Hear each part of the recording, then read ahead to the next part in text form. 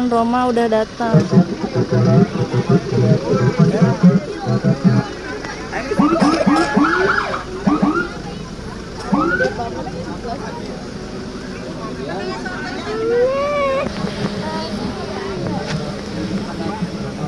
Kemana sih?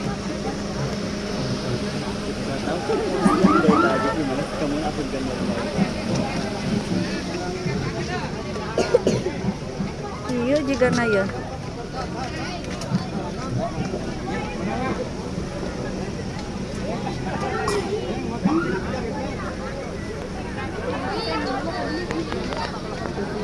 Eling eling eling eling ada Allahumma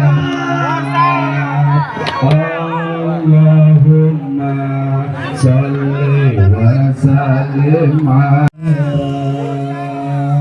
Allahumma sholli wa sallim Allahumma sholli wa sallim sayyidina wa maulana Muhammadin.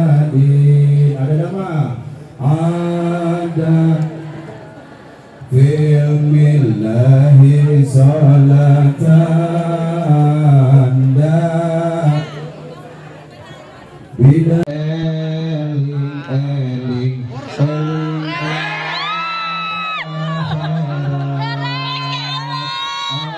Allahumma salli wa sallim ala Muhammadin.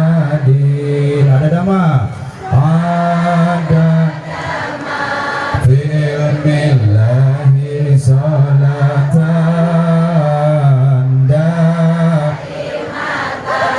bidawami mulkillahi lebih kompak Allah.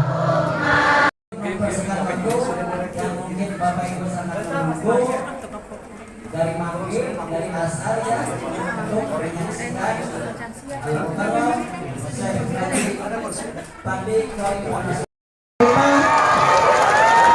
terlebih dahulu akan meresmikan Pondok Pesantren Miftahul Ulum yang dilanjutkan dengan penandatangan prasasti. Dan sebelum peresmian Pondok Pesantren Miftahul Ulum ini, kami mohon yang di belakang agak turun sedikit, di belakang dikhawatirkan ini roboh, di bawahnya bolong. Mohon perhatiannya dan maklumnya, jangan berkumpul di sini semua, tolong pindah ke sana sedikit. Kepada Al-Mukarram, waktu dan tempat kami persilakan.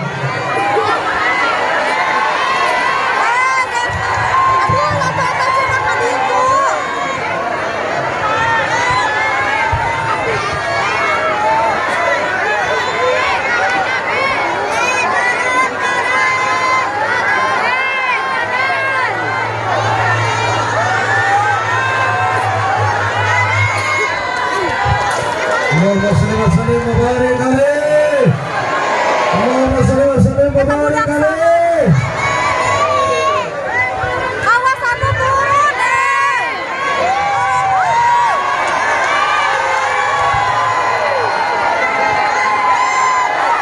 Tolong jamaah supaya tenang, duduk tertib ya, aman ya. Biar suasananya kondusif, tertib, aman ya. Tolong duduk tolong.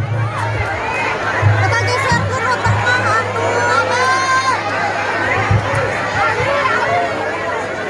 Kalau belum tertib, ayah tidak akan mulai. Tolong duduk yang tertib, rapi, jangan berisik. Baru ayah mulai. Tolong.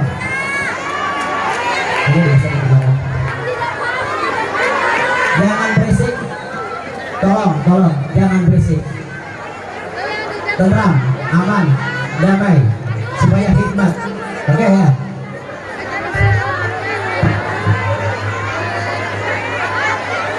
Jangan awas tuh.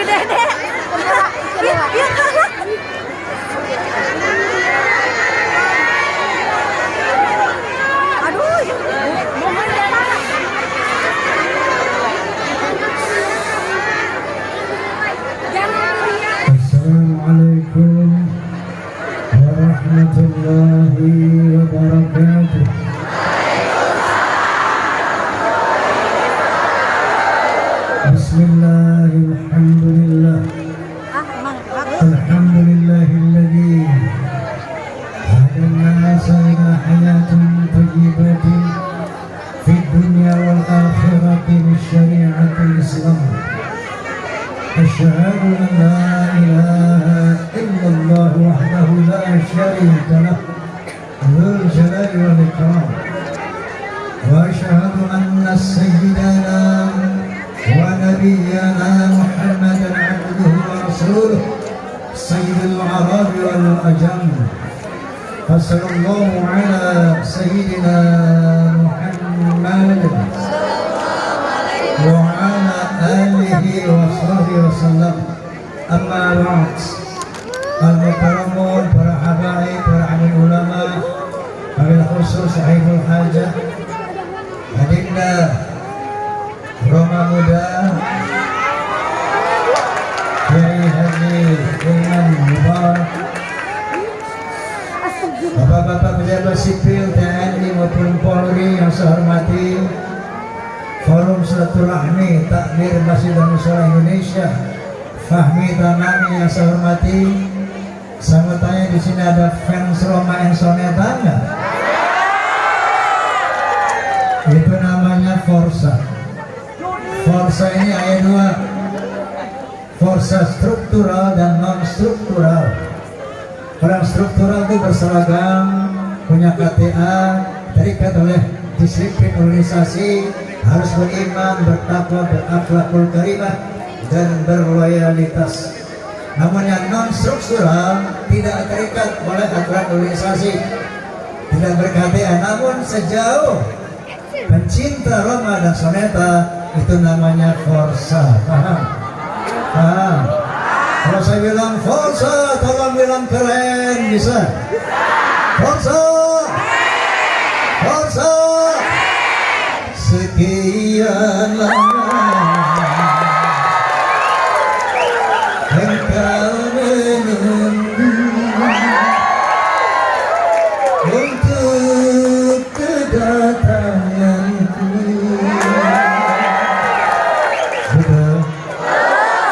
Bukankah aku telah berjanji kita jumpa di sini, ku datang. Kini ku datang padamu senyuman, sambutlah kedatanganku. Forza! Hadirin hadirat, keberadaan kita di sini malam hari ini ada 3 tema. Yang pertama, peresmian pesantren Miftahul Ulum. Kita doakan agar pesantren Miftahul Ulum bisa jaya melahirkan santri-santri yang beriman, berakhlakul karimah, dan bisa bermanfaat pula untuk pembangunan agama bangsa dan negara. Amin. Yang kedua adalah dalam rangka Ghanimatus Safar, umrah. Yang mau umrah ini siapa? Ada di sini? Ada yang mau umrah? Dalam hal ini Allah Subhanahu wa taala berfirman, Bahe. "Walillahi 'alan nasi hijjul bait man istata'a ilaihi sabila." Karena Allah, manusia diwajibkan untuk melaksanakan haji dan umrah. Lalu Allah SWT berfirman, Yang di sini berdiri biar masuk. "Wa'atibul hajja wal umrata lillah." Ini paling prinsip. Foto. Laksanakanlah haji dan umrah lillahi ta'ala. Bukan karena motif-motif lain, bukan karena alasan-alasan lain. Wa'atimul hajja wal umrah lillahi ta'ala. Ini yang pertama. Kenapa? Karena Nabi SAW pernah bersabda, "Ya'ti 'alan nasi zamanun yahujju aghniya'uhum lin-nuzhah wa awsatuhum lit-tijarah wa fuqara'uhum lil-mas'alah." Kama qala Rasulullah sallallahu alaihi wasallam. akan datang satu zaman pada umatku, orang-orang kaya berhaji tapi untuk bertamasya, bukan untuk ibadah.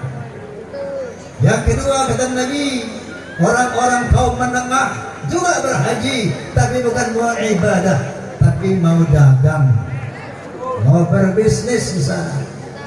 Dia bawa sarung, bawa akik, murah dia mah. Dijual itu 100 rial, 1000 rial. Tujuannya itu. Boleh ente dagang di sana? Boleh dagang enggak? Boleh, tapi bukan niat. Ya. Niatnya harus umrah haji lillahi ta'ala. Dagang mah sambilan utamanya. Jangan jadi tujuan, jadi tujuan haram. Jadi mardud nanti pulang, haji mardud, umrah mardud, yang tertolak nama ini.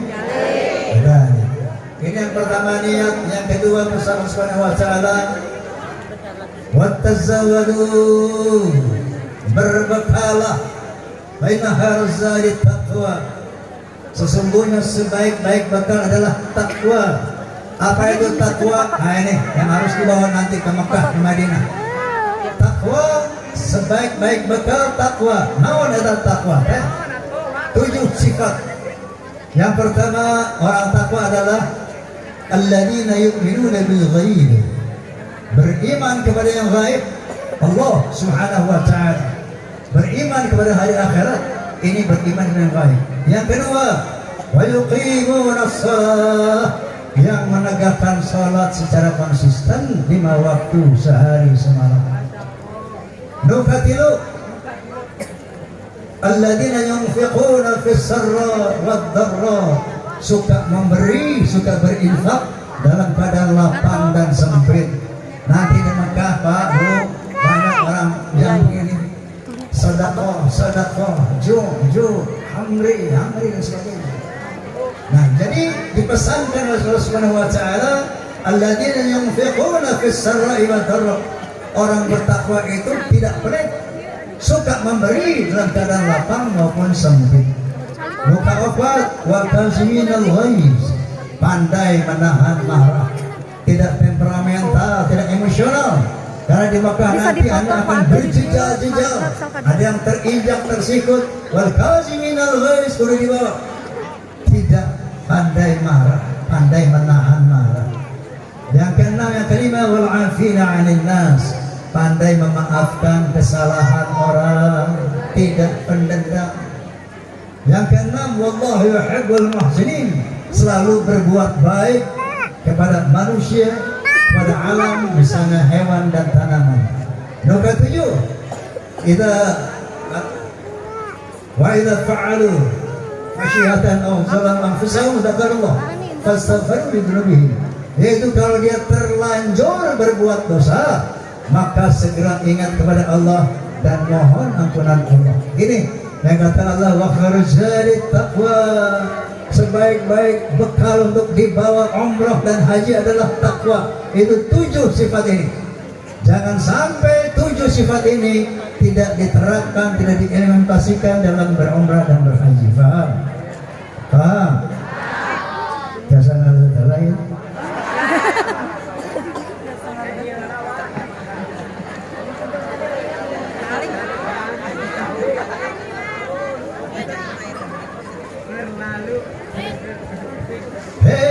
Beri saja. Kayaknya ini manusia. Nah sekarang juga kita bermusuh dalam rangka Maulid Nabi SAW. Peringatan Maulid tidak lebih dan tak kurang dalam rangka mempertajam, memperdalam pengenalan kita terhadap sosok beliau Sallallahu Alaihi Wasallam. Kalau kita sudah kenal beliau dengan dalam, maka kita akan kagum kepada beliau. Karena akhlak beliau ini luar biasa, menetes air mata kita kalau baca sejarah Nabi Muhammad. Akan kagum kita. Lalu muncullah cinta kita. Lalu akhirnya muncullah ketaatan kita kepada beliau. Ini tujuan daripada Maulid, untuk mendalami memperdalam pengenalan kita kepada sosok beliau sehingga kita cinta, kagum dan akhirnya taat kepada beliau sallallahu alaihi wasallam. Karena ada perintah dari Allah Subhanahu wa taala, "Wa ma ataakumur rasulu fakhudhuhu wa ma nahakum anhu fantahu." Apa yang diperintah oleh Nabi laksanakan, dan apa yang dilarang oleh Nabi tinggalkan. Lalu wa qala ta'ala aydan, "Qul in kuntum tuhibbuna Allah fattabi'uni yuhibbukum Allah wa yaghfir lakum dhunubakum wallahu ghafurur rahim." Shadaqallahu azim. Katakan ya Muhammad kepada manusia, seandainya kamu cinta kepada Allah, maka taatlah kepada Muhammad. Kalau kamu taat kepada Muhammad, maka Allah akan mencintai kamu dan akan mengampuni dosa-dosamu. Mau dicintai Allah? Amin. Mau diampuni dosa-dosa kita oleh Allah? Amin. Syaratnya apa tadi kata Allah? Taat kepada Nabi. Karena ketaatan kepada Rasul pada hakikatnya ketaatan kita. Ya jauh ini ditangkapnya. Karena segante iya nak. Apa bang? Masya Allah, Masya Allah. Punten di penggerannya nya.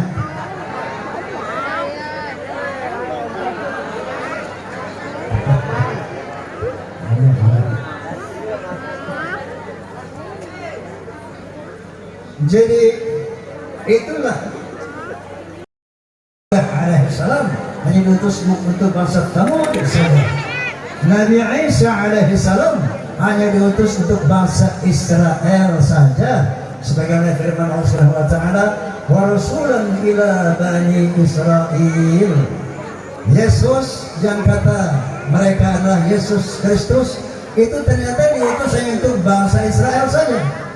Dan di dalam Injil Matius pasal 10 ayat 5 dan 6 itu dibenarkan. Di sana berbunyi ke-12 murid itu diutus oleh Yesus.